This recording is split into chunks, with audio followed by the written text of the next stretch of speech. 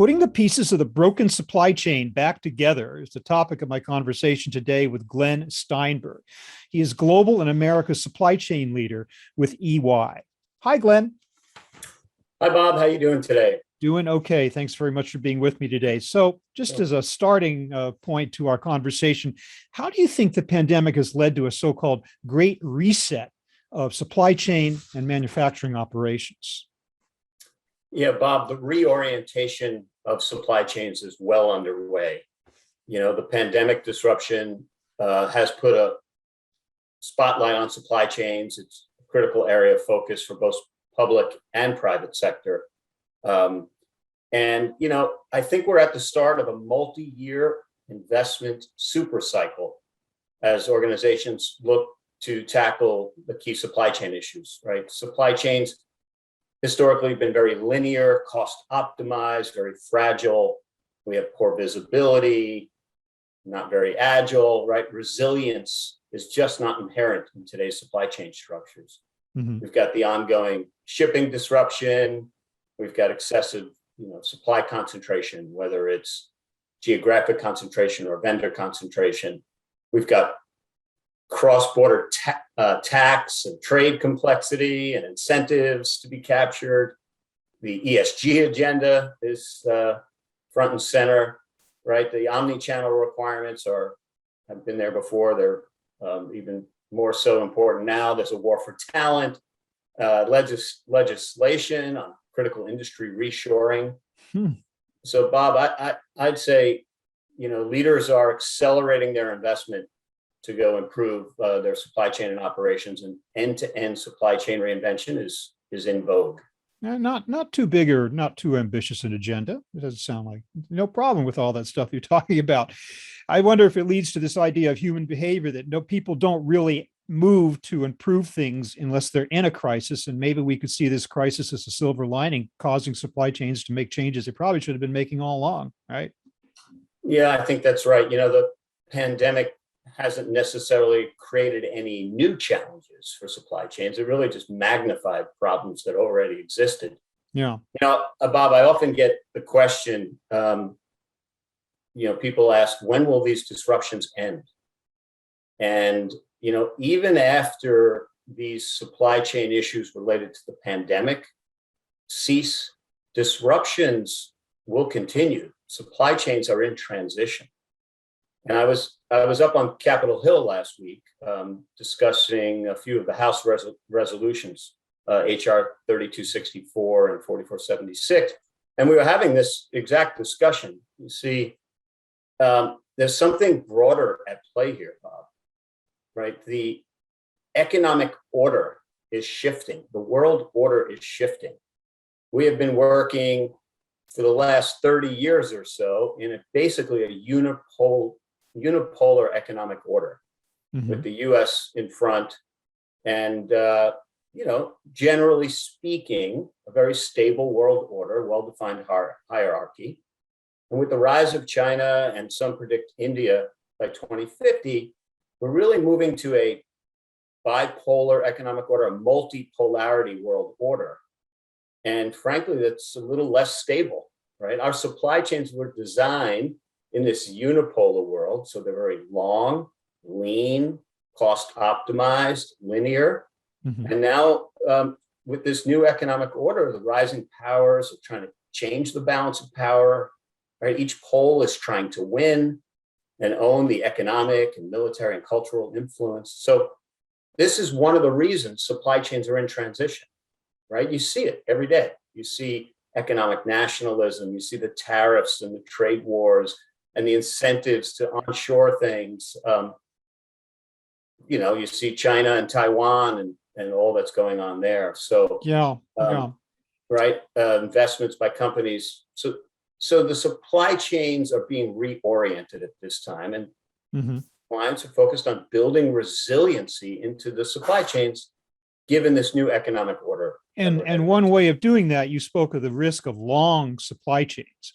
One way of doing that, I guess, would be to bring production back to this hemisphere, and maybe to a certain extent back to this country specifically. Do you think that is a real move that's actually happening? Do you think that's practical, and we're going to see a lot more of that in the years to come? So it depends on the industry. Some industries are more apt to do it, and the government will incent certain industries in a big way. Mm-hmm. Life sciences companies, for example, very focused on reshoring and shortening up the supply chain. So I think it will happen. It is happening, but it's not necessarily to the US.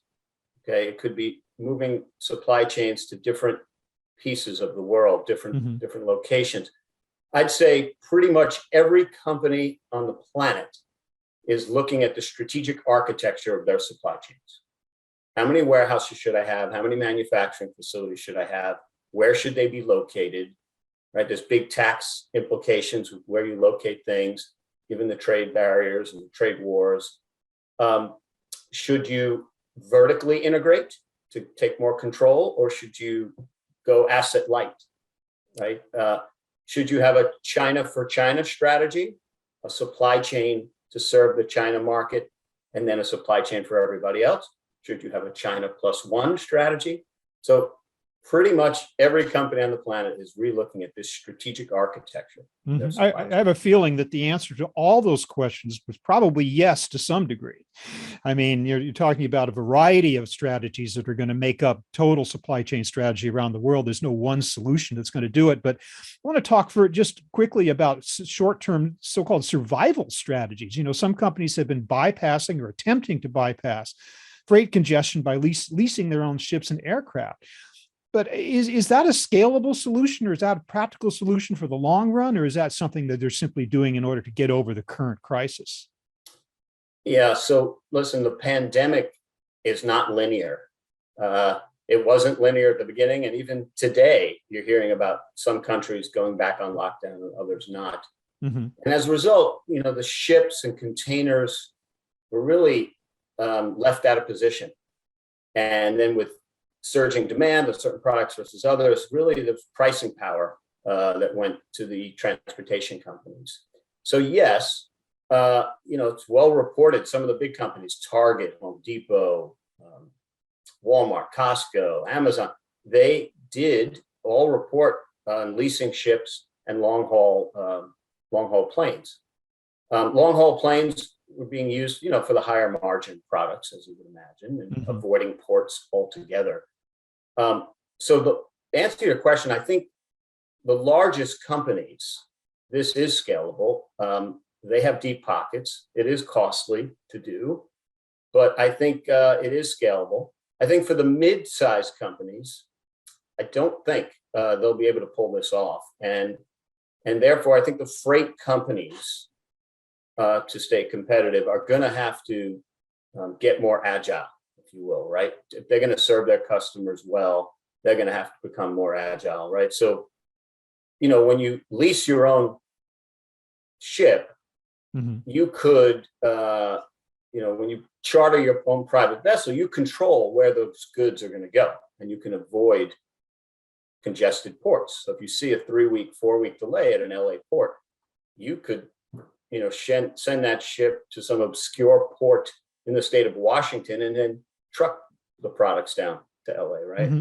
So I see the bigger companies sticking with this. Even after this disruption is over, they'll plan for leasing options to control at least a portion of their merchandise. Certainly, if you have ships that can carry 10,000 40-foot containers, but can only call a handful of ports in the world that are big enough to handle them, that certainly is not the definition of agility. Exactly. Right. So I'm thinking, you're suggesting maybe smaller ports, smaller ships, more creative solutions to supplement the main trade routes.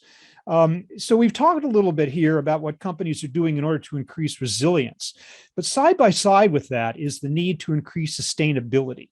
Can that accompany the effort as well? And what are companies doing in that direction? And are there times when those two things are at odds? Actually, I don't see them at odds. I see leading companies working on both in parallel, both sustainability and resiliency.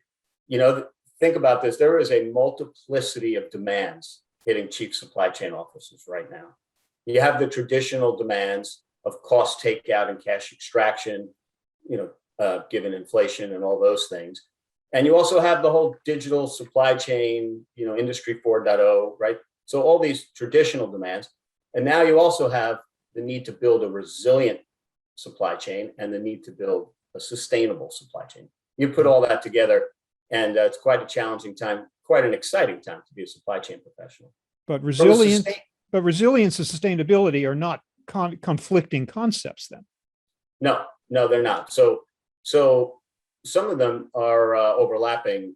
So for example, from a resiliency perspective, you need to look at, among other things, securing alternative sources of supply, right? At the same time, from a sustainability perspective, you need to enable traceability, visibility, and disclosure, ensure sustainable and diverse sourcing. So they both hit the procurement and sourcing area. And that's why companies, I think, are working on some of these things in parallel. Mm-hmm. Well, as we've said, this is a long list, a long agenda for companies to adjust to in the coming years, but I really appreciate Glenn Steinberg of EY. You are sitting here with me for a few minutes and kind of detailing what those are with some possible solutions to the problems that supply chains are having today and into the future. Again, solutions for that time. Thank you so much for being with me today. I really appreciate it. Happy to be here, Bob, and happy holidays to you. And to you.